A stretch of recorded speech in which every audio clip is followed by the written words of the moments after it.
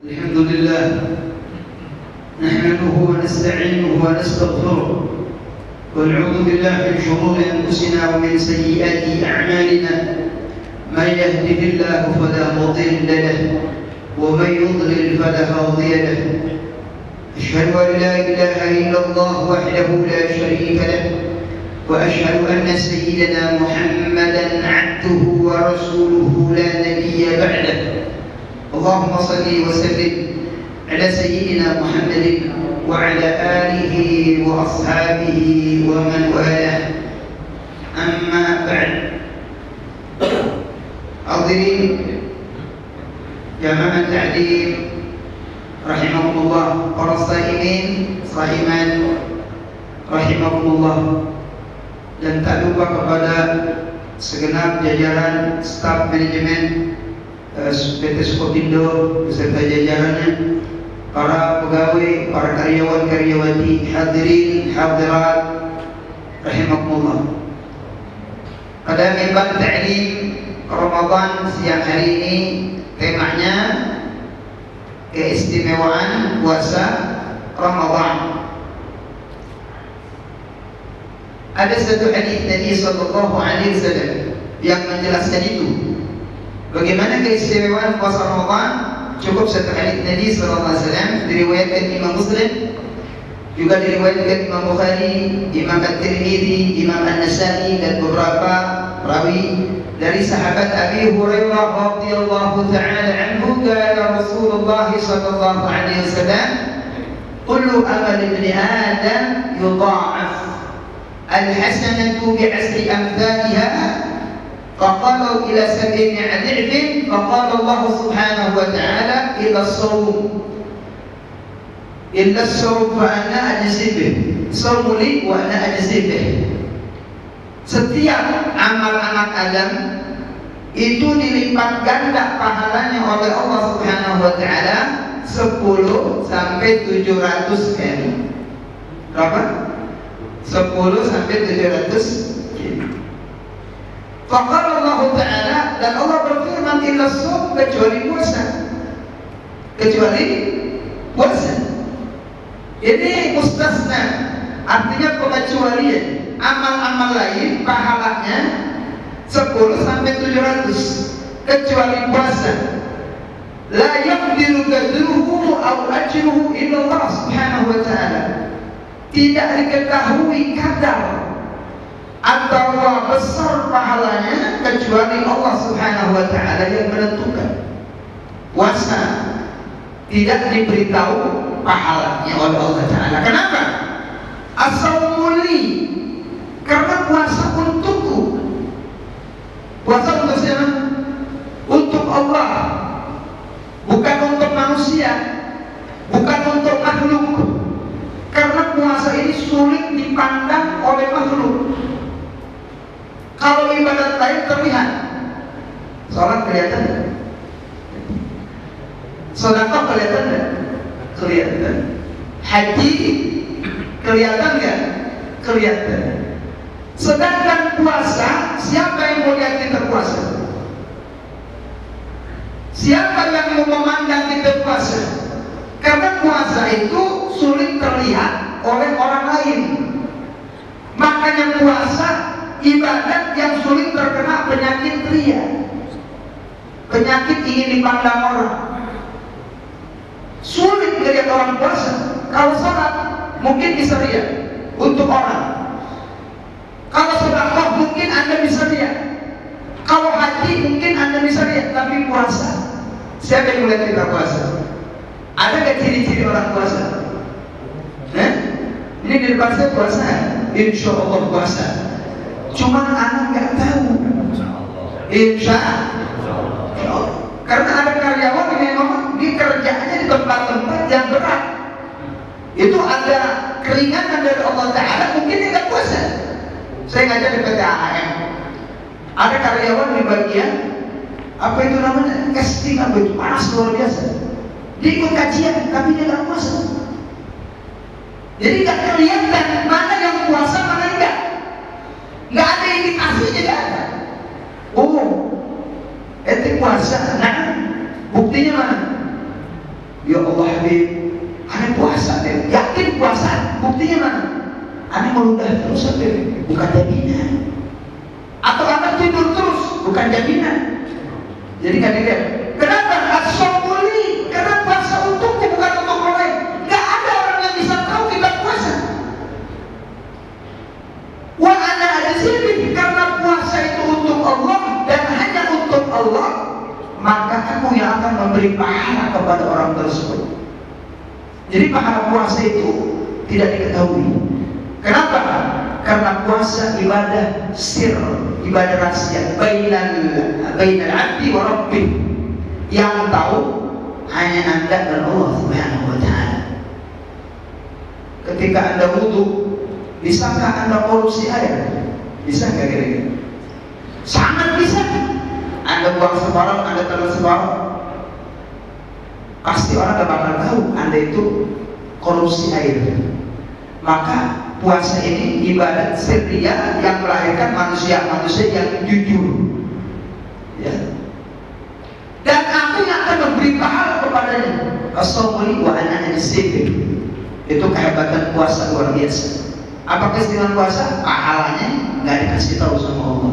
Bisa besar lebih dari 700, bisa kurang dari 700, tergantung kualitas puasa itu.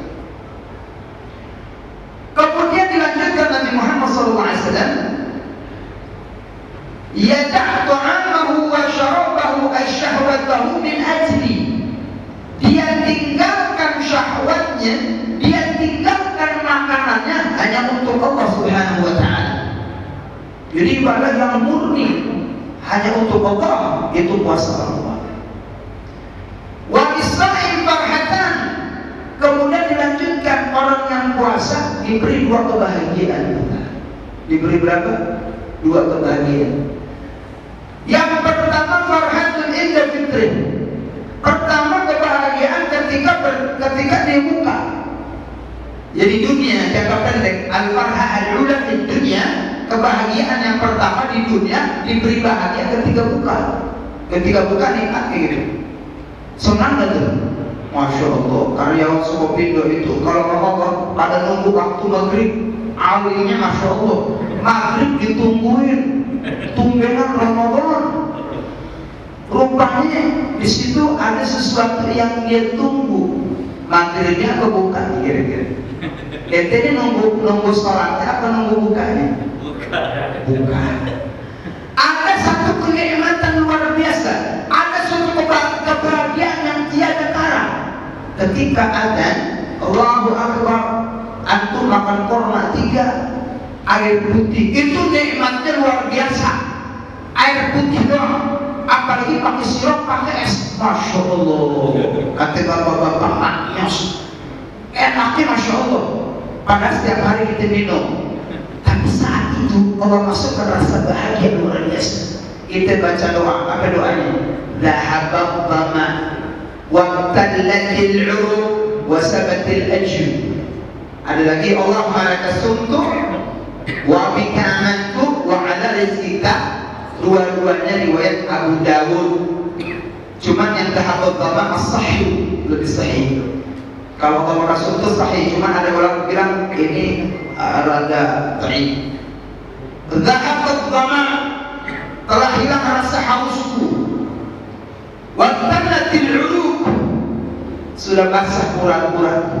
Wasabatil ajr, dan Allah tetapkan pahala buat kita. Allah malakasumtu wa bika amantu. Ini doa menunjukkan rasa senang kita ketika kita buka.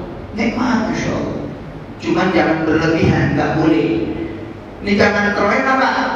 Ini banyak orang yang gagal puasa sebab ketika buka sudah tidak pakai etika.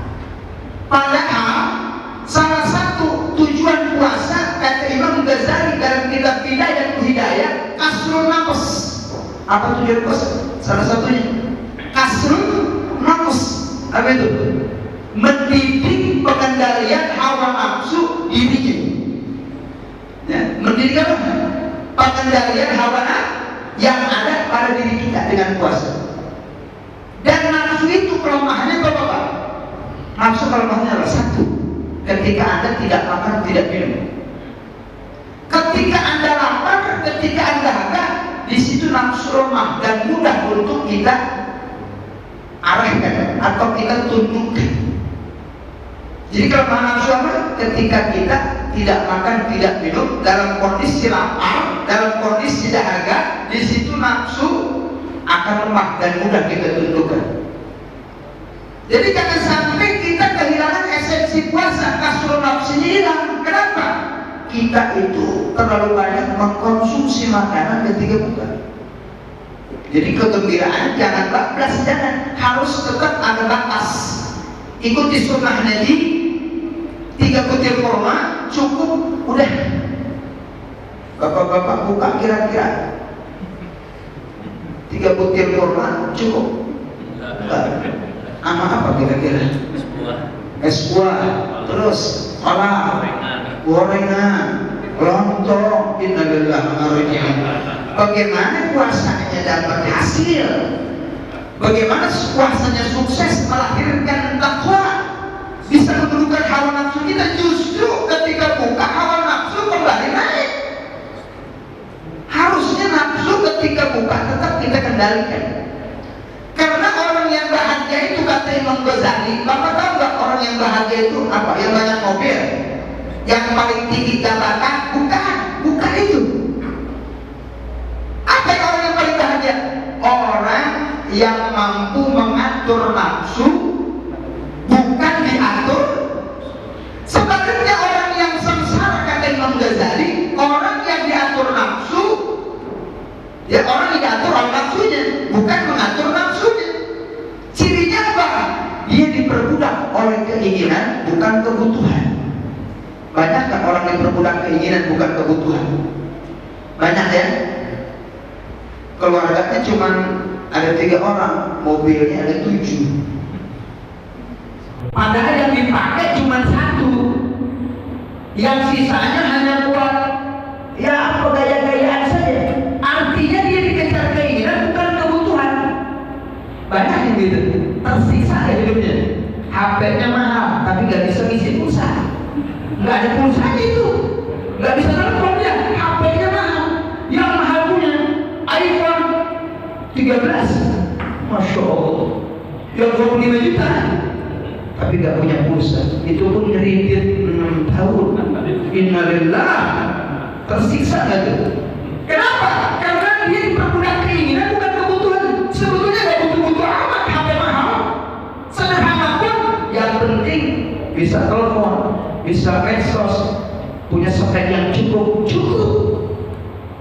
Ketika Anda puasa di sore hari, apapun Anda ingin beli dan ingin konsumsi, betul nggak? Berasa nggak? Antum pulang dari sini, ada tukang timun suri, ente beli. Ada tukang ini, ente beli, sampai semeja itu makanan. Begitu kena air, seteguk kurma 3, hilang itu. Keinginan kita siang tadi itu hilang begitu aja. Kemana itu keinginan tadi yang menggebu-gebu saudara? Itu nafsu. Maka ketika orang memperturutkan nafsunya luar biasa, maka dia sudah kehilangan esensi puasanya. Maka kata Imam Haddad Habib Abdullah bin Alawiyah di dalam kitab An-Nasa'id ini mengatakan, idza sumta fadl bi ayyi syai'in tuqa. Keberhasilan orang puasa bisa dilihat ketika dia buka. Benar sih. Kehebatan orang puasa itu terlihat ketika dia buka. Berhasil nggak puasa Anda? Berhasil nggak? Lihat ketika buka. Apakah dia masih bisa menahan nafsunya? Apa justru nafsunya membludak? Habis-habisan, tos-tosan. Banyak tak masyarakat itu begitu? Siang mati-matian menahan makan, atau siang mati kelaparan, malam mati kekenyangan. Itu orang puasanya nggak dapat hikmah. Itu di dunia Allah kasih kegembiraan itu. Dan yang kedua, kegembiraan kedua apa? Fil akhirah. Di mana? Di akhirat. Apa itu? mendapat ridha ketika ketemu Allah. Farhatun 'inda liqa'i rabbih. Kegembiraan ketika bertemu dengan Allah Subhanahu wa taala. Allah ridha kepada dia. Kenapa? Karena dia sudah menjalankan puasa yang berat. Dan nanti di surga masuk pintu yang namanya Ar-Rayyan. Pintu apa? Ar-Rayyan. Surga pintunya berapa? Fil jannah fi samaniyatu abwab. Dalam Sahih Bukhari, di surga ada 8 pintu. Ada pintu yang namanya Rayyan. Pintu Rayyan ini pintu yang akan dimasuki orang yang puasa. Antum ini nanti nih masuk surga akan masuk pintu Rayyan. Amin. Amin. Benar ini. Ada babu salat, ada pintu salat yang nanti dimasuki oleh orang yang salat, ahlus salat. Du'iyah min babis salat, dipanggil dari pintu salat. Ada pintu sedekah, orang yang sering sedekah nanti dipanggil dari pintu sedekah. Orang pintu jihad nanti dipanggil pintu jihad. Ada pintu al-kadhi minal ghaib, ada pintu zikir, ada pintu Al-Quran dan pintu-pintu lain. Jadi ada yang sepakati, ada yang ikhtilaf pintu surga. Nah, pada bulan Ramadan itu semua pintu surga dibuka. Ya, idza jaa Ramadan futihat abwaabul jannah. Pada Ramadan pintu surga dibuka. Ada ulama memahami secara tekstual, benar dibuka semuanya. Sekarang ablah pintu surga, ablah. Neraka ditutup, benar. Secara artinya benar ditutup. Dan setan dibelenggu. Jadi sekarang setan dibelenggu. Nggak ada setan kan? Dirantai semua setan. Kalau ada yang nanya, Habib, kalau setan dibelenggu, kenapa masih ada yang maksiat? Bukankah sumber kemaksiatan itu dari setan? Semuanya dari setan. Sumber dosa itu setan. Lah di bulan Ramadan kan setannya dibelenggu, kenapa masih ada dosa? Kenapa masih ada yang makan? Kenapa masih ada yang basah? Kan setannya nggak ada. Setan itu ada dua, Pak. Ada setan jin, ada setan manusia. Yang dibelenggu setan jin, setan manusia, golongan manusia dari belenggu. Makanya kalau ada orang nggak puasa berarti itu setan. Benar setan manusia. Kalau ada orang siang-siang misalnya ngerokok itu setan juga, setan. Jadi, tapi jangan diomongin, jangan kencang. Ntar marah dia. Kenapa aja gua setan lo? Di dalam hati setan. Pelan-pelan setan. Tuh. Nah kalau setan asli jin itu musimnya pakai ayat kursi lah. Paling gampang ayat kursi dia pergi. Kalau setan model begitu jangan pakai ayat kursinya bapak lempar langsung. Ada yang makan siang-siang langsung lempar pakai kursi. Insya Allah dia lari. Yang kedua ada ulama memaknai secara kontekstual. Apa secara konteks maknawi atau kinayah atau majaz. Yang dimaksud pintu surga dibuka bukan pintu-pintunya, di situ artinya amal. Semua pintu amal yang 8 dibuka, maksudnya gitu kata ulama ini.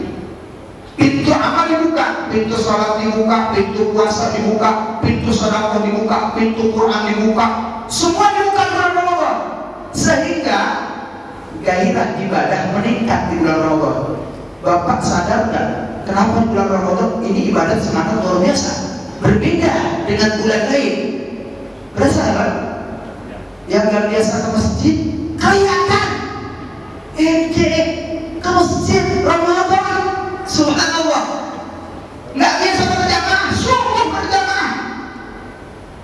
Sampai sholat tarawih itu Pak penuh keluar-luar masjid, sampai penuh sesak keluar-luar di minggu pertama. Minggu kedua sampai terakhir barisan semakin maju mendekati imam.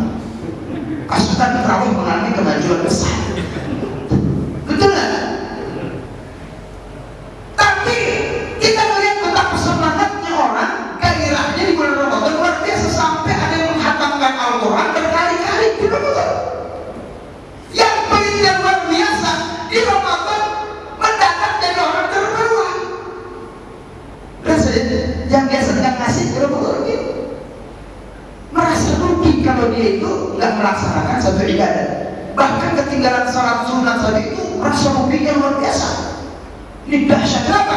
Pintu-pintu dibuka, peluang-peluang ibadah itu dibuka oleh Allah. Tergantung kita mau ambil manfaatnya apa enggak itu. Makanya di bulan Ramadan perbanyak amal saleh. Ayo, di mana lagi kita dapatkan pahala yang luar biasa? Salat sunnah seperti salat wajib. Salat wajib 70 kali. Di mana? Pahala dilipat ganda. Baca Quran di Ramadan. Amalan yang paling simpel, singkat, sedikit tapi pahalanya paling banyak. Baca Quran. Kalau kata saya sebut apa ya? Amalan yang sedikit tapi pahalanya paling besar.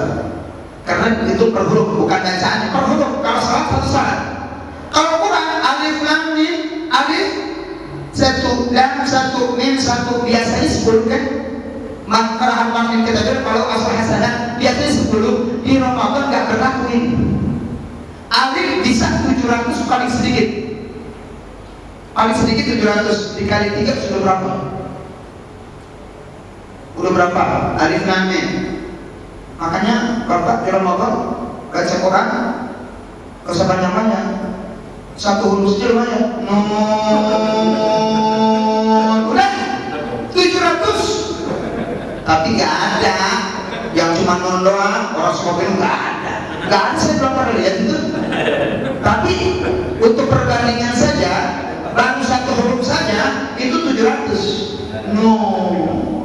Kok lumayan kan? Lumayan kan? Ayo, daripada lumayan. Ayo, baca Quran dalam Ramadan. Kapan lagi? Maka 3 amalan jangan tinggal ya. Ada 10 sunnah Nabi Muhammad harus jadi skala prioritas. 10 sunnah Nabi Muhammad di bulan Ramadan, di antaranya 3 sunnah utama. Tolong jangan ditinggalkan. Ini sedang diskon pahala luar biasa. 1, perbanyak sholat. Tambah sholat sunnahnya, qabliyah ba'diyahnya jangan ditinggal di Ramadan. Kenapa? Nilainya adalah difadillah sama dengan salat qabliyah ba'diyah yang 14 rakaat. Yang 14 rakaat itu pahalanya seperti fardu. Kapan lagi kalau bukan Ramadan? Belum sholat duha, belum sholat hajat, itu sama dengan fardu. Dan sholat fardu yang kita kerjakan sama dengan 70 kali. Di mana adanya? Di Ramadan. Kapan lagi? Kalau bukan sekarang kita manfaatkan. Dan saya baca satu hadis ya. Bagi anda yang sibuk belum bisa qiyam Ramadan, minimal sholat isya berjamaah dan subuh berjamaah jangan ditinggal. Bagi anda yang sulit untuk bangun Ramadan karena kerja, saya titip hadis. Tolong sholat isya berjamaah jangan ditinggal. Minimal isya berjamaah. Kenapa? Rasulullah mengatakan, "Man shallal isya fi jama'atin." Siapa orang yang sholat isya berjamaah, faqad akhadha haqqan wafiran min Lailatul Qadar. Bila mana malam itu Lailatul Qadar, dia sudah mendapatkan bagian Lailatul Qadar. Siapa orang yang sholat isya berjamaah di bulan Ramadan, bila malam itu Lailatul Qadar, dia sudah dapat bagian haqqan wafir. Kata Imam Syafi'i, sudah dapat separuh Lailatul Qadar. Lumayan ya. Antum sibuk, Ustaz, anda gak bisa qiyam Ramadan, anda kerja lembur. Minimal sholat isya berjamaah, supaya ketika malam itu anda kerja Lailatul Qadar, anda sudah tercatat mendapat bagian Lailatul Qadar. Amin. Yang pulang kampung biasanya 10 terakhir. Mas yang pulang kampung ke Jawa, anda pesan ya, jangan sampai setiap tahun anda luput di Lailatul Qadar, gak pernah dapat Lailatul Qadar. Tolong isya berjamaah. Sholat isya berjamaah minimal, syukur-syukur bisa tarawih anda pulang. Aman guys. Naik motor anda sudah dapat Lailatul Qadar. Apalagi anda pun di motor tetap berpikir. Jadi gak ada yang gak mungkin dapat apa? Lailatul. Jadi jangan ngincer Pak, nyari Pak, sulit Pak. Kita bukan wali, Kita bukan orang-orang yang kasyaf yang bisa melihat ada keluar. Mana mas? Punya keluar nih. Mana nggak ada? Nah, kita nggak bisa, nggak usah. Tahawul gadar, jangan pakai nyari Lailatul Qadar. Kita nggak lihat tanda amal Tuhan, tanda-tanda tergadar kita nggak bisa tahu. Walaupun ada di hadis. Istiqamah minimal isya berjamaah. Siapa orang sholat isya berjamaah seperti sholat separuh malam. Berarti kalau Anda sholat isya berjamaah dihitung seperti sholat separuh. Berarti kalau malam terjaga Anda dihitung sholat sampai jam 12. Dan subuh berjamaah dengan 3. Siapa orang sholat subuh berjamaah seperti sholat sepanjang malam. Berarti kalau misalnya ini ada terjaga, entah Anda sholat subuh, Anda dihitung sholat sepanjang malam hari ini. Berarti Anda mendapat Lailatul Qadar. Mudah-mudahan antum semuanya termasuk orang yang ditakdirkan Allah mendapat Lailatul Qadar. Khairun min alfi syahr, lebih baik dari 1000 bulan. Lebih baik dari 1000, bukan sama, lebih baik. Bukan 1000 bulan, bisa 2000, bisa 3000. Kemudian perbanyak baca Quran. Perbanyak apa? Baca Quran. Nabi Muhammad riwayat dalam hadis sahih, wa kana Jibril yalqahu sallallahu alaihi wasallam wa yu'ridul Quran. Jibril bertemu Nabi membaca Al-Quran. Nabi khatam 1 kali Al-Quran. Nabi khatam 1 kali. Di Ramadan Nabi Muhammad mengkhatamkan Al-Quran 1 kali khatam. Kenapa Nabi ke 100 kali? Padahal ada ulama yang sampai 60. Imam Syafi'i di Ramadan berapa? Ada 60 kali. 60 kali. Ada yang sampai 7.000. Rabi'atul Alawiyah, Habib Marhaba 8.000 kali hatam Quran. Ada yang 7.000, ada yang 8.000. 60 kali Imam Syafi'i. Rasulullah 1 kali. Kenapa? Nabi Muhammad nggak ada riwayat? Ada riwayat nggak Nabi Muhammad menghatamkan sekian? Ada? Nggak ada ya? Saya baca nggak ada. Marah. Kenapa? Karena Nabi khawatir yang dilakukan jadi sunnah. Kalau Nabi 100 kali, Nabi Muhammad menghatamkan Al-Quran di amarlah 100 kali, jadi sunnah buat kita. Berat tidak? 100 kali, 1 kali aja. Belum tentu ada selatan. Ada selatan Quran. Hah?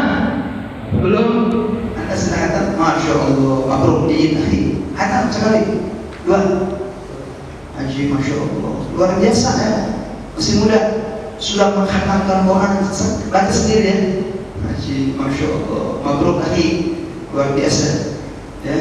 1 kali khatam Quran ini sih luar biasa. Biasanya sulit khatam Quran ya. Biasanya di luar Ramadan khatam nggak? Sebulan. Haji, Masya Allah, ini luar biasa ya. Biasa menghatamkan Quran Ramadan ya. Kalau bisa minimal sekali khatam Al-Quran ya. Kalau tuh 100 kali berat buat kita, jadi sunnah. Makanya Nabi terawih berapa hari? 3 malam ya, nggak sebulan kan? Takut wajib. Jadi Rasulullah itu SAW selalu memikirkan umatnya, bagaimana supaya tidak berat kepada umat. Rasulullah SAW nggak usah 100 kali ke terawih aja, pengennya cepat. Alhamdulillah menguluh, pengen buru-buru aja. Imamnya lama ditinggalin. Malah kadang-kadang bapak-bapak terawih nanya, imamnya siapa Pak? Imamnya siapa sih? Lama Pak, cepet. Kalau lama nggak jadi dia pulang lagi. Ada di kampung saya gitu tuh. Nyari yang cepet, yang mana yang cepet? Yang cepet. Bagaimana kalau khatam Quran? Jadi perbanyak baca Quran. Makanya Ramadan syahrul Quran, Ramadan bulannya. Yang kemudian yang ketiga perbanyak sedekah. Wa kana an-nabi sallallahu alaihi wasallam ajwad bil khair. Rasulullah manusia yang paling dermawan di bulan, bahkan karihil mursalah. Kedermawanan Nabi seperti angin yang bertiup. Maksudnya apa? Rasul dermawan di bulan Ramadan karihil mursalah. Maksudnya Nabi kalau sedekah cepat sekali, cepat seperti angin, nggak pernah lihat, nggak pernah mikir panjang. Rasulullah kalau sedekah nggak pernah lihat Kak. Jadi begini aja.